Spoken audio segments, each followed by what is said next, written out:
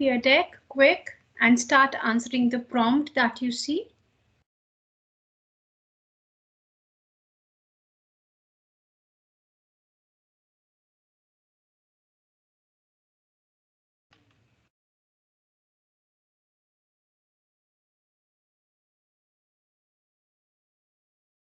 Only 6 students have joined. I'm sharing my screen with you so that you can see the code in case you're not able to join using the link. You can join using this code. Directly go to Peer Deck or joinpd.com.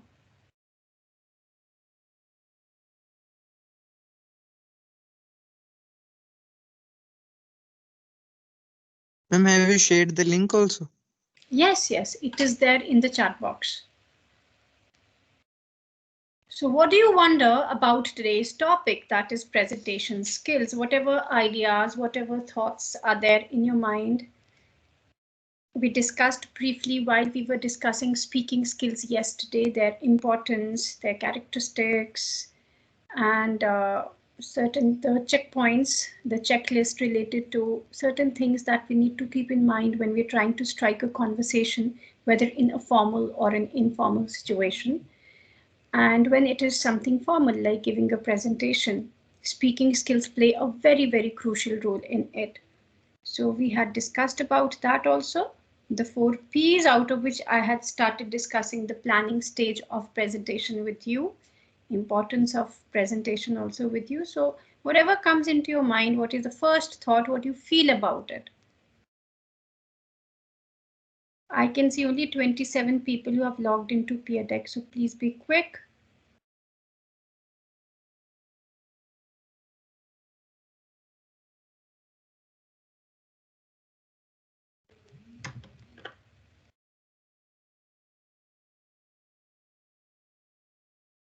Excuse me, ma'am. Yes. Sorry, my net was hanging up. We have to write about the presentation skills, that topic, what we learned about it, right? Yes, presentation skills. Okay, ma'am. That's the topic for today, presentation skills.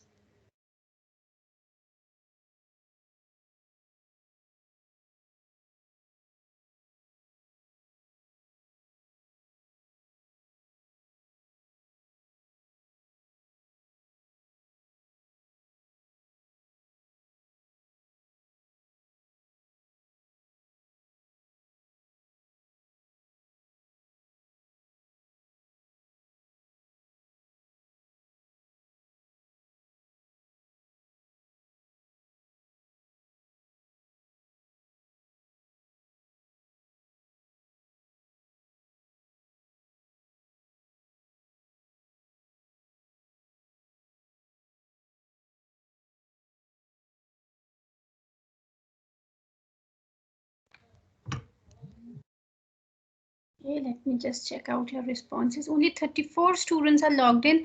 Are you facing any problem in logging into Peer Deck? Others?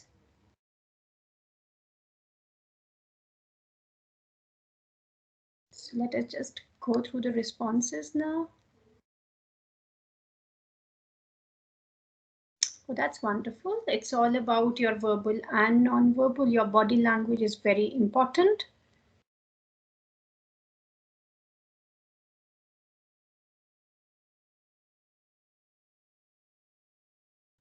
Good, Parth. Yes.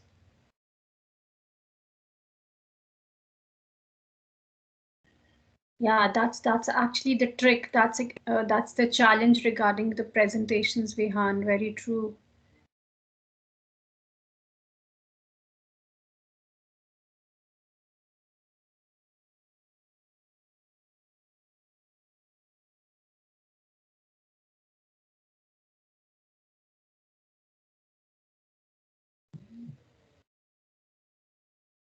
Yeah, creating that connection to reach out to people. Confidence is very important, yes, in presentation. Passion, yes. If you are passionate about your topic, definitely you will be able to, share that passion, or you will be able to, generate that passion, even ignite that passion, rather would be the right word, in your audience also.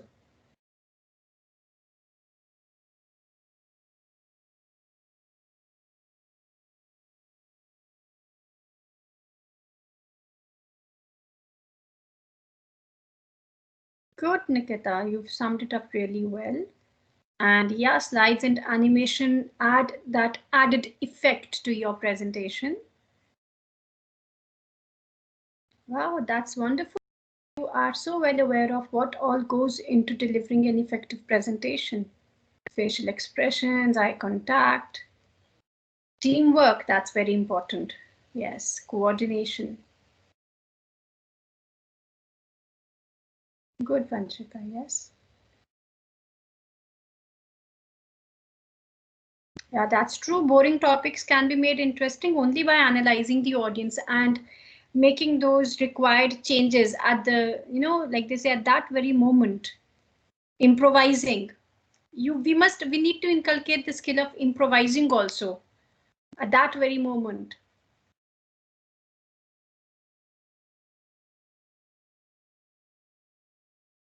Influencing attitude. Okay, yes. A must-have skill. True, Yuvraj.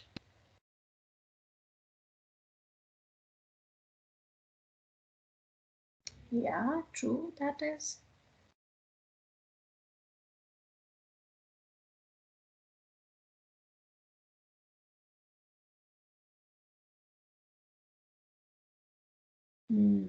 Content should be user-friendly. Good, yes.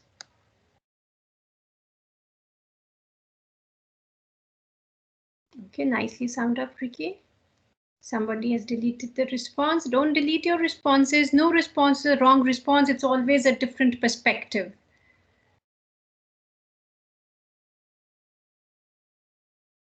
Engaging is the word. Yes, effective and engaging presentation.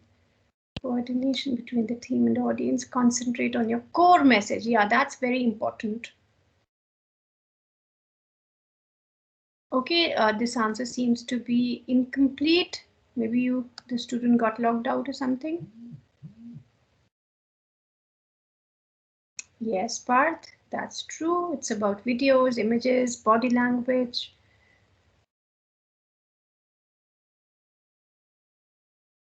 To present yourself in the companies. Yeah, you remember that point.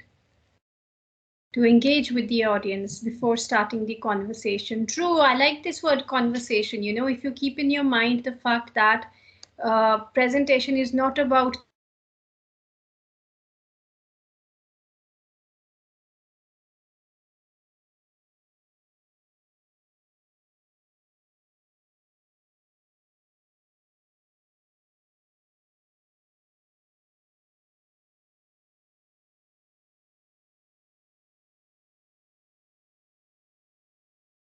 how long was I logged out of the class? Ma'am, just 5-10 seconds, Ma'am, I few guess. 5-10 seconds. seconds. Okay, I didn't even realize, I was speaking something and Yes, ma'am.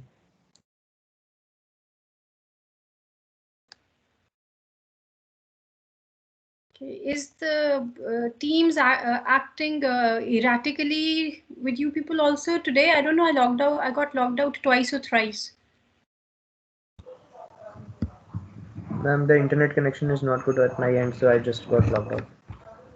Okay, no, internet connectivity is not an issue here, but Teams, it's displaying a message that, sorry, something went wrong. Okay, enunciation and voice modulation, Prajwal, good.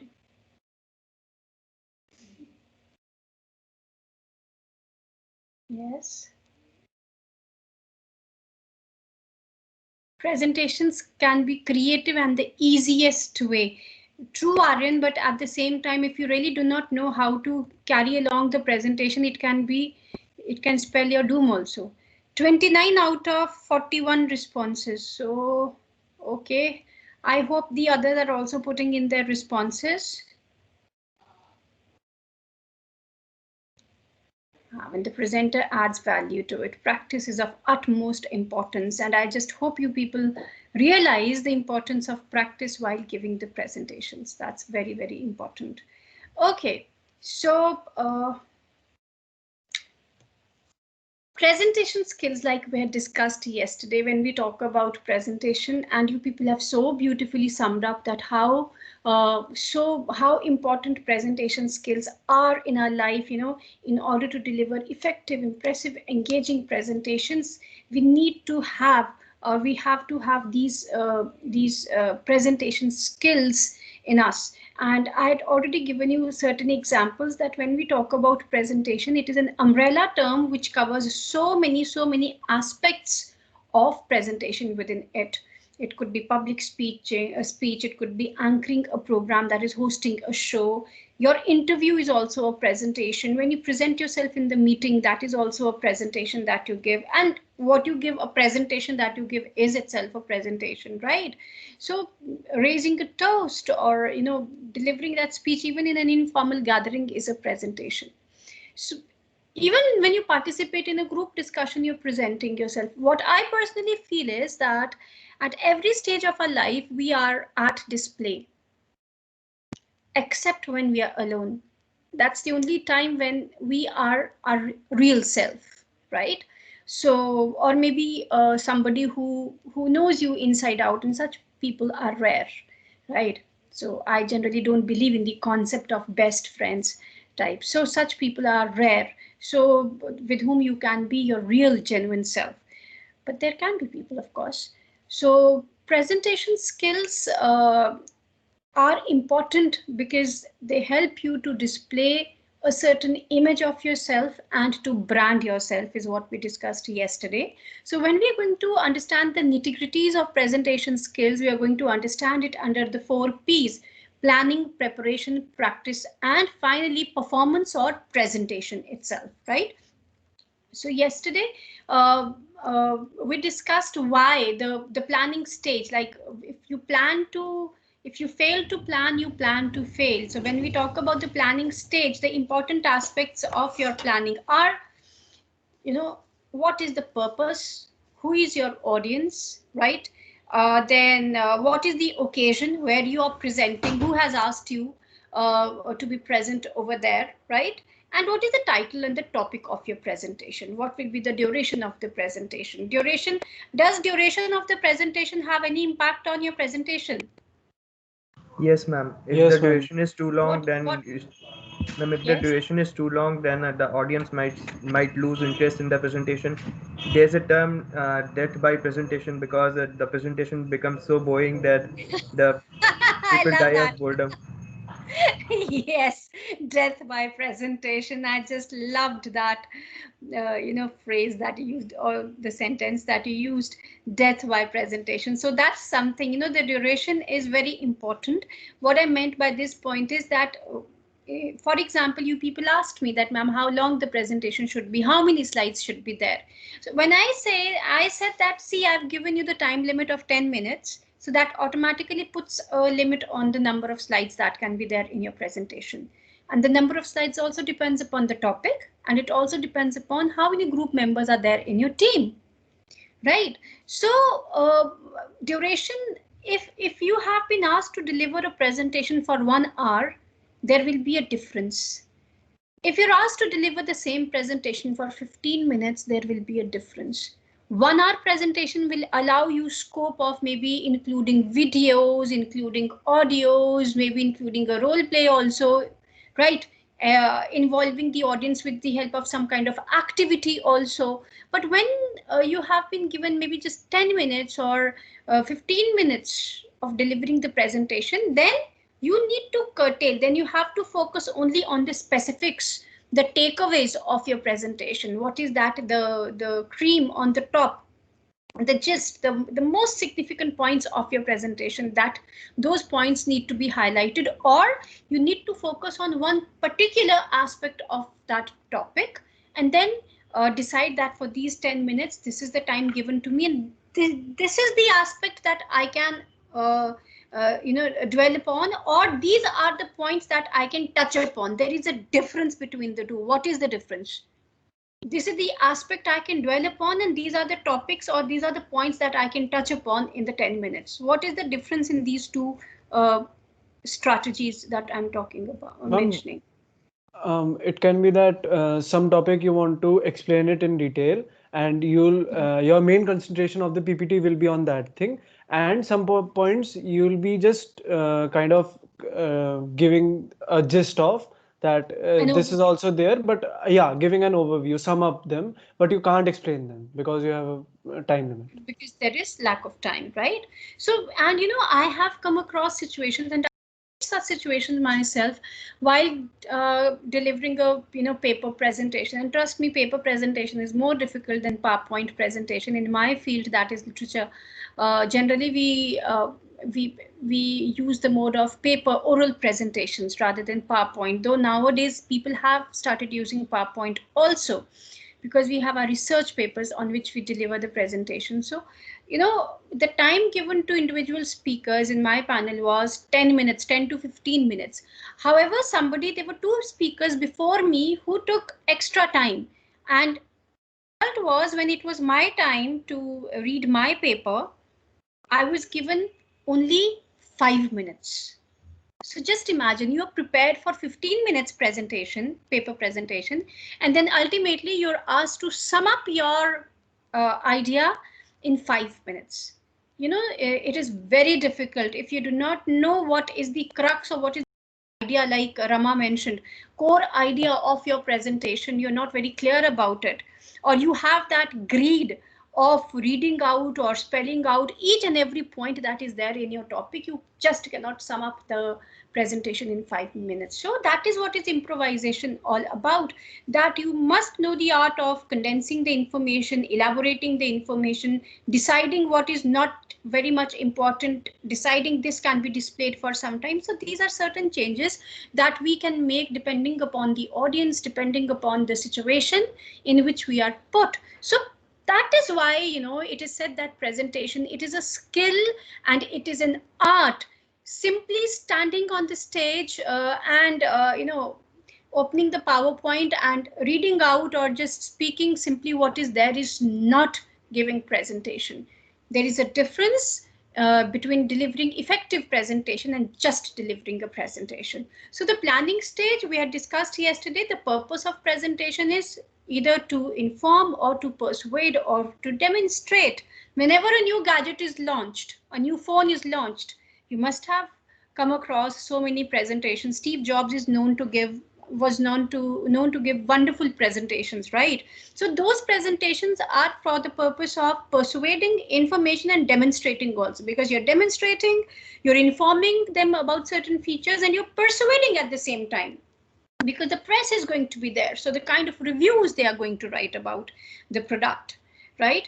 And then the audience analysis. We discussed audience analysis in threadbare detail yesterday. The Lenny Leskowski has given that acronym of audience, that how and why we need to understand our audience well, because the audience has a great impact on our language, our attitude, our approach. Our body language also changes, everything, the content, everything changes depending upon who our audience is. There are three basic elements of any presentation: the content, the presenter, and the audience. And audience can influence the other two. And presenter can, if is a very good speaker, can retain or can engage the audience even if the topic is boring. But still, I personally feel that audience most of the times reigns supreme. You really need to understand the pulse of the audience whenever you are giving the presentation. What do you think? Who, in your viewpoint, okay, I shouldn't have given you my viewpoint. See, irrespective of what I feel, what do you feel is more important of the three elements? The content or the audience, or is it the presenter?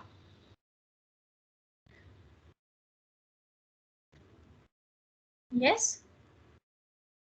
Ma'am, could you repeat the question? It was Who is I'm more present. important? In your viewpoint, who is more important, the presenter, the audience, or the content? ma'am, audience. Okay. Okay. Yes, Vihan?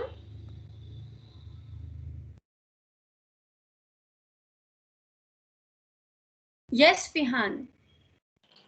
Ma'am, I think it depends on what your goal is. It could be, I wouldn't say it's the presenter, but I feel like it fluctuates between the audience and the content based on what your end goal is in a presentation. For example, if your end goal if you're applying for a job and your job interview is to give a presentation, then you should probably focus on the content because you need to prove to them that you know enough. For example, especially in an academic job.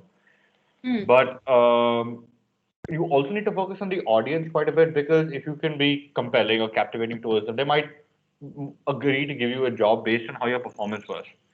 So I feel like audience comes first, but content is not far behind. Yes, yes, definitely. Content also matters. And let me tell you, in the academic, for the academic positions also, you know, Vihan, we generally, when we conduct interviews, we give a demo also that how they're going to teach a certain topic. And we, if it is a panel interview, we sometimes ask the teacher, ask the candidate to assume that we are the students and you have to teach us this topic and you have to handle us.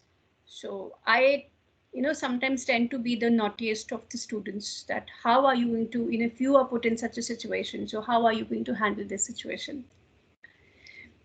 So sometimes it is not just the content, because when we talk about academic positions, it's not just about the delivery, the knowledge, it's not just about the knowledge, it is also about the delivery of the knowledge that is very, very important. Right. So, but yes, I do agree with you that content matters. Of course, it matters, right? But yeah, audience does have a kind of an upper hand in influencing our content, isn't it, Vihan? Okay, yes, Satvik? Ma'am, I think the audience is the major factor in how a presentation is being presented because the presenter will choose his concept or the content on the basis of the audience, and he's how he is presenting is also dependent upon the audience. So yeah, Okay.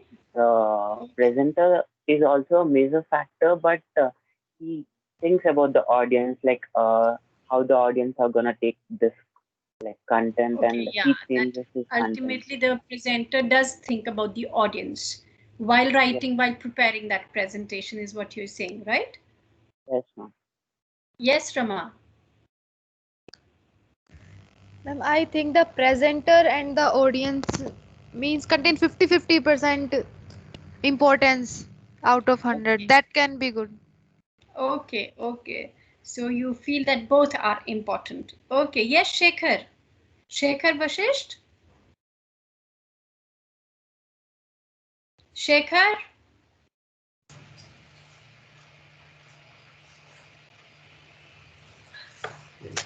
Yes. Yes, Shekhar, what is the question?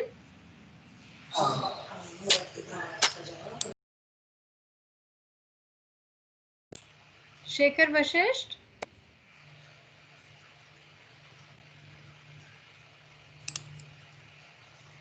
Shekhar, turn on the camera, please. While Shekhar is turning on the camera, Parth, you can come up with your viewpoint. No, I have already said that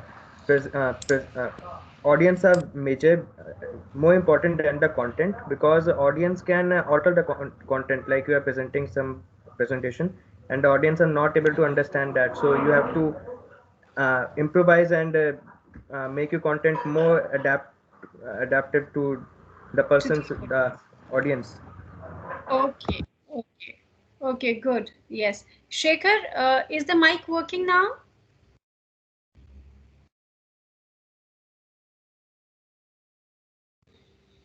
Unmute yourself. You're not audible properly.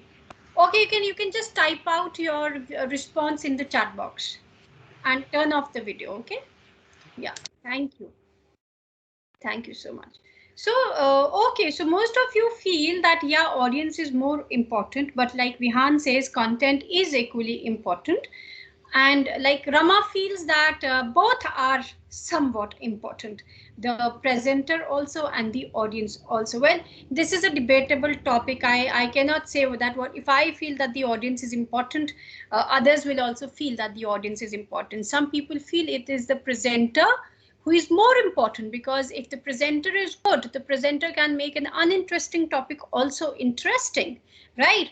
While there are some people who believe that, see, if your content is interesting, you will be able to captivate the audience. But here I have a reservation that if your content is interesting, but if your delivery is not good, then again, you might fail to leave that impact on the audience. So coming to the preparation part of your presentation, now your preparation deals with, like it is about research, it is about organization. So what all things come in your preparation? Number one, when we talk about researching, obviously researching the topic thoroughly is important. Apart from that, it includes deciding what, again, I will reiterate what Rama had mentioned, that what your core idea is going to be, the central idea, what is also known as the thesis statement of your presentation. This is something that is happening in your mind at the moment. Okay, what is it that I'm going to give the presentation on? For example, I have to present a paper or deliver a presentation. I take a general topic that, or even if you take a topic from your field, automation, right? So automation is wide. So in automation, what aspect? Now for me, as a lay person, because I'm not an engineer, for me, automation, I will try to correlate it with jobs, right? So does automation of the industry, is it having any influence, or is it influencing the job prospects of the people, right? So this is an idea. This is the core idea. This is the central idea of my presentation, around which my entire premise, my entire presentation will revolve, right? That is automation and its impact on the jobs, right? And then second is the main ideas. After the central ideas, then is your main ideas. So your main ideas, I need to segregate that central idea into the supporting points. That is the main points. What are the points that I'm going to consider in order to validate my, or to understand, or my viewpoint? For example, my first main point would be, I will start by what is automation. My second point would be that life before automation. My third main point would be impact of automation on the job industry, on the job market. My fourth point would be that should we allow automation to overtake the human force the way it is, right? And my fifth will be the conclusion. So that's how I am dividing. So when I have these 5 clear in my mind, I'm making it seem very simple, but it isn't very simple. This is brainstorming. Sometimes you jot down all the points that are there in your mind, and then you pick up 10 minutes duration. These are the points, 3 points, 4 points, 5 points that we are going to discuss in this presentation, right? Now, these main points, they actually correspond to your number of slides that are going to be there in the presentation. So if I have 5 main points, it means 5 slides. Or if one point is being subdivided or is being discussed in further details, then 5 into 2, 10 slides. Apart from introduction and conclusion. This is how we make a wild guess. So, or when you write an essay, the 5 points, the main points that I'm talking about, 3 or 4 or 5, whatever the number count may be, it corresponds to the number of paragraphs that are going to be there in your essay that you write. So similarly, we think of the main points with reference to the presentation and decide about it, that these are the points I'm going to take care of in my presentation. Every main point will have some supporting details, 3, 2, depending upon the nature of that point, right? If I'm talking about what is automation, I might begin with maybe the definition given by that. This is what automation, and what this automation industry is all about. 2, 3 points related to it, right? When did it all begin? All this will be the points that will be there in what is automation. Life before automation, I will think of 3 to 4 points to talk about what was the life like. Obviously, it will consist of how beneficial it was or what were the disadvantages of the life before automation. My next point, its impact on the job prospects. So I'm going to try and correlate that how is automation actually impacting the good and the bad. If I want to take a balanced view, then I will focus on the good and the bad both. That if it is taking away jobs, it is also generating jobs. Bots need somebody, they will not function on their own. So if the jobs are being lost, the jobs are being created also. So that depends what points I am taking, what examples I'm giving, what analogies I'm using, what facts I'm using, what quotations I'm using, what references I'm using. These, they are very, this is the evidence that I'm providing to substantiate my point. So what does the supporting material do? These supporting points, they validate your viewpoint, they validate your opinion, they make it credible, they make it believable. Clear? So evidence for your, like when you will start participating in the GDs, this is something that I'm going to tell you people, that you, whatever point you are raising, it must be substantiated with some fact, with some example, or if nothing, then logic. Similarly, in the presentation, whatever points you are highlighting, there should be some kind of facts supporting it, some information supporting it, some example supporting it. So these are known as the supporting, this is known as the supporting material or the supporting ideas in the presentation. And once you are done with your deciding your central idea, deciding your main ideas, deciding your supporting ideas, then you try to organize them in the introduction, body, and conclusion. Right? Now let us come to the discussion of introduction. What can be the different ways, or how are we supposed to open a presentation?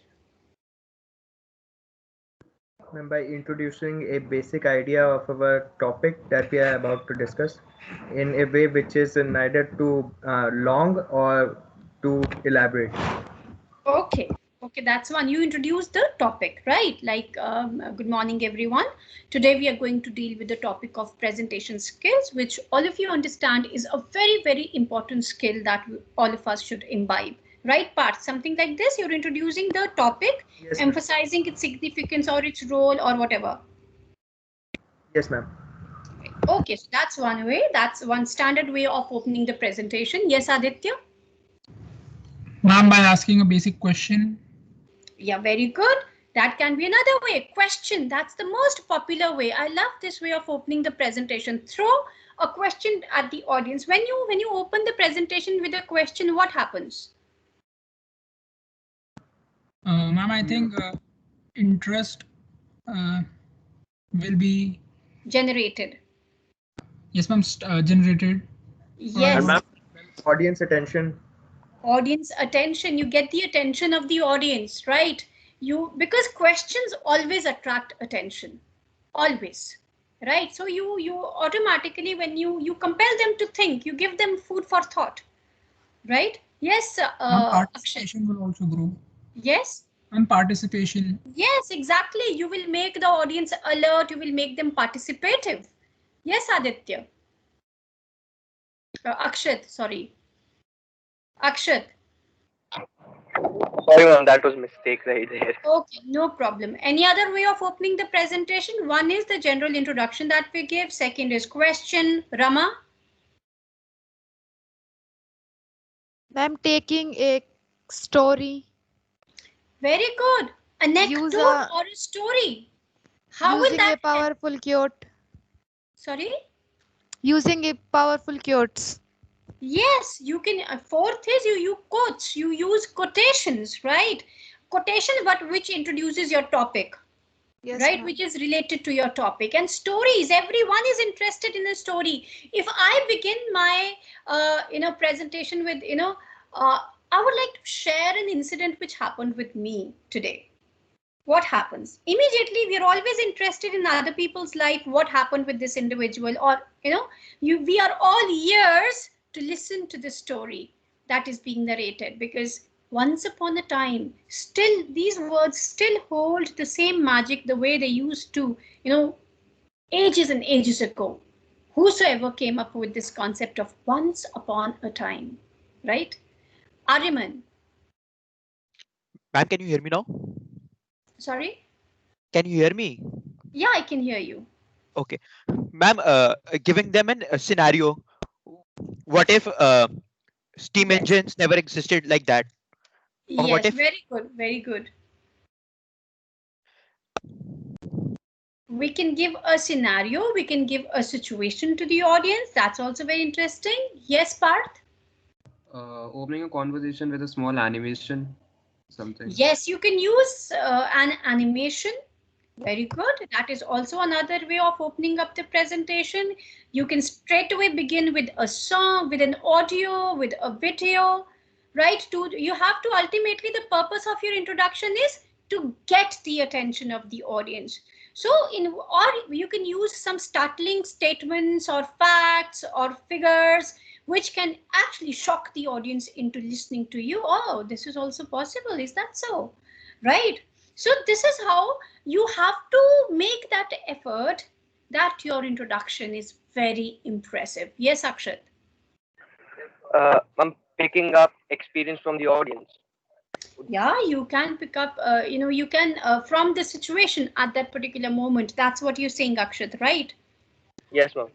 Right, from the audience. That is also a very interesting way of opening up the presentation. See, you've come up with so many different ways of opening up the presentation, and this is what ensures that audience will be hooked on to your presentation later or not. But yes, it is a given. Take it, bear it in your mind that when the presentation is going on, the interest of the audience is going to vary.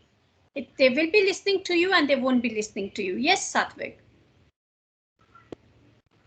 Ma'am, we can even start it as a debate, like presenting with the pros and cons of a particular topic, Yes, so of that at course. last they can decide. Yes, you can do that also.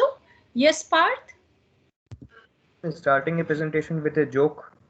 Wow, humor. Very good, Parth. But then you need to be very cautious with humor. Humor is not everybody's cup of tea. So crack a joke or say something humorous only if you have that funny bone within you.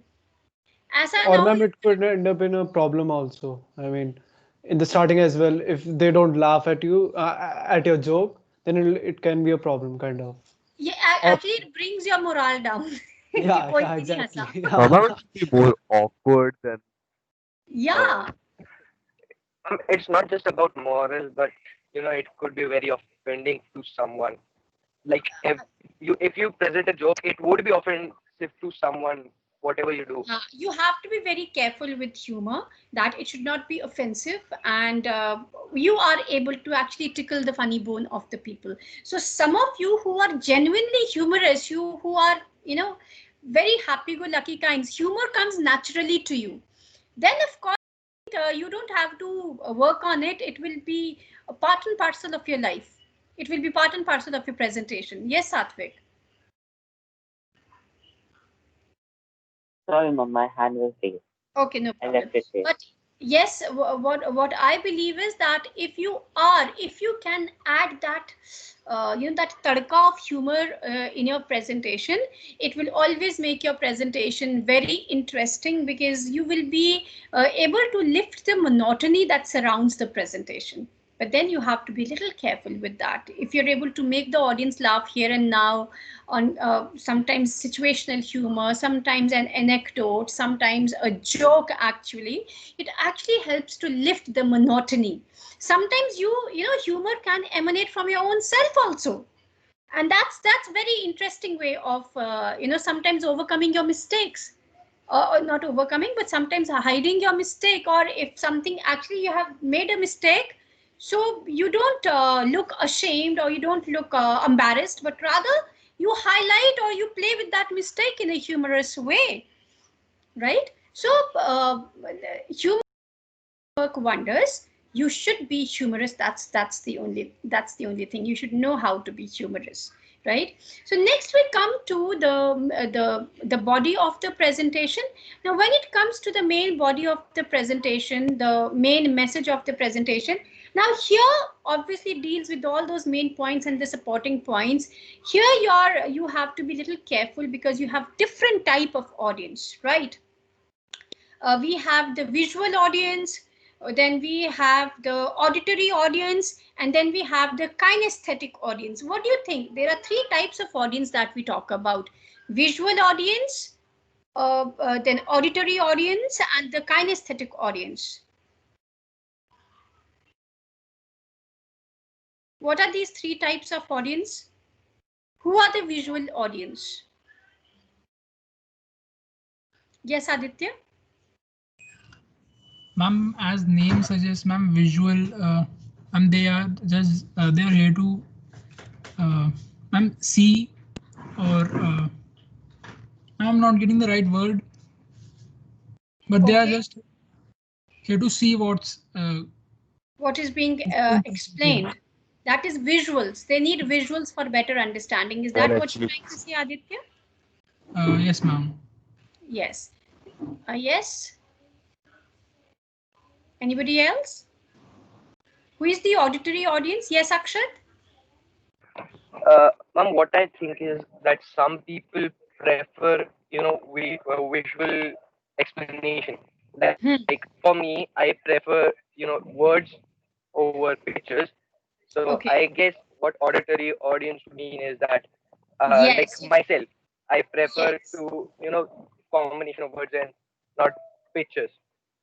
Yes, right. So that is auditory audience for whom the voice, the words that are they are more important. Yes, Rama. Thank you, ma'am. Ma'am, learn by hearing and listening. Collect the information. Yes, what they auditory listen. audience is that. Yes. And who is the kinesthetic audience? Who are the people who fall in the category of kinesthetic audience?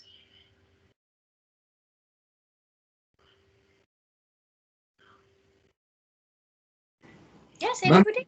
Yes. Sorry? What's the meaning of kinesthetics? That's what I'm asking you. The look of the presentation, like how the the aestheticness.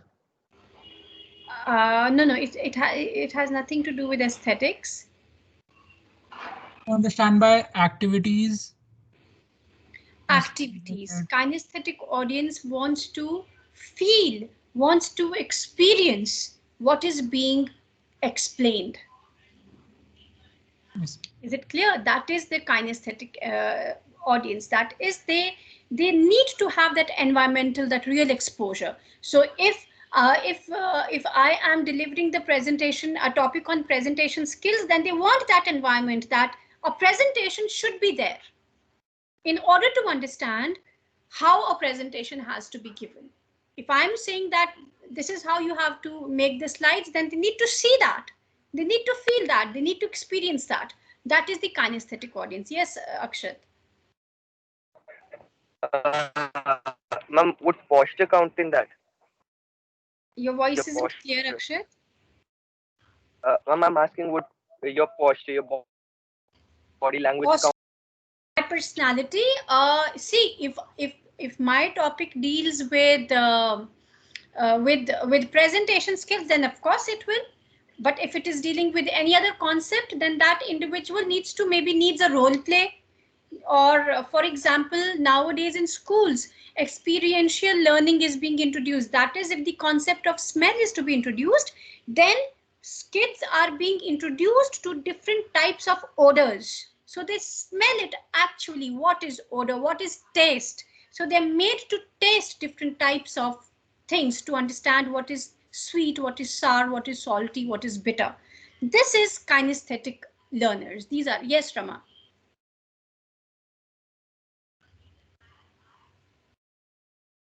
Yes, Rama? Yes, ma'am. They learn more from non-verbal communication and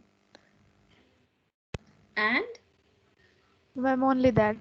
Yes, and experience. So that is now when we deliver a presentation, why PowerPoint presentations are more successful, it is because it is catering to the needs of the visual and the auditory audience both, and kinesthetic audience also. If I am displaying certain videos or certain audios in order to support my point, they need to see the demonstration, the kinesthetic audience needs to see the demonstration how something actually works if I'm explaining it, right? So these are the, and your audience is generally a combination of all these three, right? So when you use PowerPoint presentation, it helps you to cater to the needs of each kind of audience over there.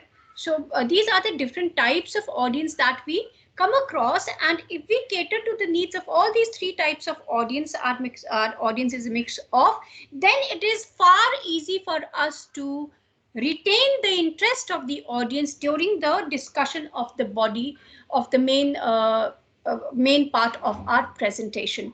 And during this main part of the presentation, we need to be also careful that if we feel that, yeah, the audience is getting bored or our presentation is taking more time than it should, then we need to learn the art of condensing the information or just skipping over certain portions which you feel do not need that much of deliberation. So these are certain improvisations that you need to do at the nick of time, because that is the second kind of audience analysis that is happening, the real-time audience analysis that is happening, assessing the audience there and then and making changes in your presentation style or in the content of your presentation. And then comes the conclusion, which is obviously a summary of all the key points.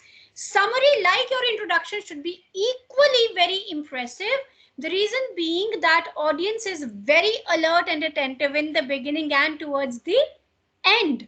So the moment you say, okay, so I would like to wind up, or the last point that I would like to discuss. So that is why these linkers, these indicators are very, very important while giving the presentation. The last point, next, lastly, to conclude, to summarize, the moment these words are, heard, they fall on the ears and the audience is automatically alert, oh, finally it's coming to an end. So that is the time again when the audience will be all ears to you, because the conclusion is your crux of the entire presentation. So like your opening of the presentation, the conclusion has to be equally forceful. Leave the audience with a question. You can leave your presentation open-ended, leave them with a story, with a quotation, right? With some statistic or data, anything. Yes, Yuvraj. Ma'am, I just wanted to add that when we say that now I want to wind up or sum up, we should actually start summing up and not Yes. sketch the thing. Because ma'am, I've seen many people do this, that they say, okay, now I want to sum up, and they again start giving a lecture of 50 minutes. So ma'am, that starts to irritate me a lot. Yeah, you have said that you're summing up, so just then you should sum get up out after 2 minutes. Yeah. Yes, Yuvraj, you're very true, and I completely relate to that. And this is something, when you participate in group discussion, one of the points of GD is this only, that when you are summing up your GD, then conclusion must mean conclusion and not lead to further discussions. No elaborations. Yeah, that is actually very irritating, because now you're hopeful that the presentation Yes, is going to come to an end finally, right? So, that is something. So your conclusion must be in conclusion, and I will incorporate Yuvraj's point that it should not lead to further discussion, and it should be as impactful or more impactful than your introduction also, because that is again the time when the audience will be paying attention to you. So this is about the organization of your presentation. See, when we talk about organizing the material in the slides, organizing also, there are different patterns. Like we talk about different patterns of speech arrangement. This can also be applied to the arrangement of the content in your slides, in your presentation also. Like we talk about the chronological pattern, cause and effect, problem solution pattern, then spatial pattern of arranging the subject matter in the presentation. Like the chronological chronological way of arranging the content is like when you follow a certain kind of evolution or a growth. Yesterday, today, tomorrow. 1950 this happened, 1960 this happened. So there is a chronology of events that you follow from the beginning to the end. That's one way of dealing with the topic. Second way of dealing with the same topic would be that the cause and effect. It depends on the topic, of course, that you've chosen. You first deal with the causes and then the impact. Problem solution is when you first elaborate upon the problem, and then you focus on the solution or the recommendations that you have. The difference between problem solution and cause and effect pattern is that in problem solution, you always give recommendations or solutions. In cause and effect, it is not compulsory. What is spatial arrangement of your content or subject matter? Yes? What do we mean by the spatial arrangement? I mean, what environment we are giving the presentation, like a formal environment or a general meeting? No. It has to do with the content. How you're going to arrange the subject matter in your slides. Divided into various segments. I mean, obviously it will be divided into various segments, but what will be the basic premise that you will follow while dividing it into various segments?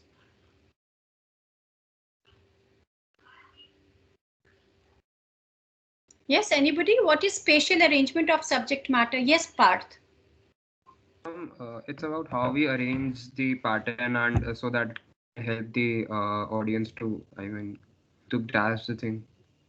See, each of the patterns that I mentioned, like in the chronological pattern, for example, I gave you the example of automation. I was discussing with the history of automation. Yesterday, today, and the future. Right, and then correlate it with the job prospects, what the job scenario was yesterday, what it is now, and due to automation, what it will be tomorrow. Right, that's one way. Problem and solution, that I may take up job scenario, that why automation has become so popular, the problem giving rise to this, and the solution is automation and why it is a solution.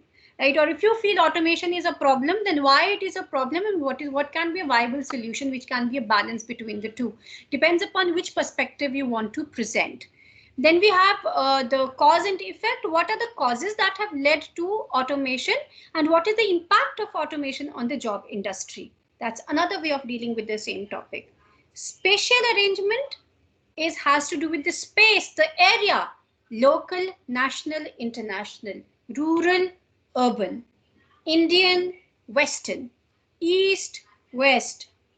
This is how, right? So you can take up automation from the perspective of the spatial arrangement, that the Western world, the Indian scenario, job scenario, right? And then try to build your topic around the rural urban divide. When we talk about the jobs, that automation in the rural areas, automation in terms of the urban areas, the job prospects in both the areas. So when you divide your content or your area or your topic according to area wise division, when it's happening, then it becomes spatial arrangement of the content or the subject matter. Is it clear? Anybody has any doubt in all these four? If you have any doubt, I can clarify it. Because these are small little questions then that you will come across in your paper, that this is how the matter is arranged. So which is the category in which you will categorize it? Spatial, chronological, or the chronological arrangement of subject matter in a presentation means, and then there will be 4 options related to it. So have you followed, understood, everyone? Yes, ma'am. Yes, ma'am. Okay, so that means I can give you a quiz in the next class based on this. Okay, so that's it for today. Any doubts, any queries you have, you can come up with it in the next class. Till that time, stay safe, stay happy, have a wonderful day ahead. Wish you a very happy Deepavali. Enjoy yourself. Thank you, ma'am.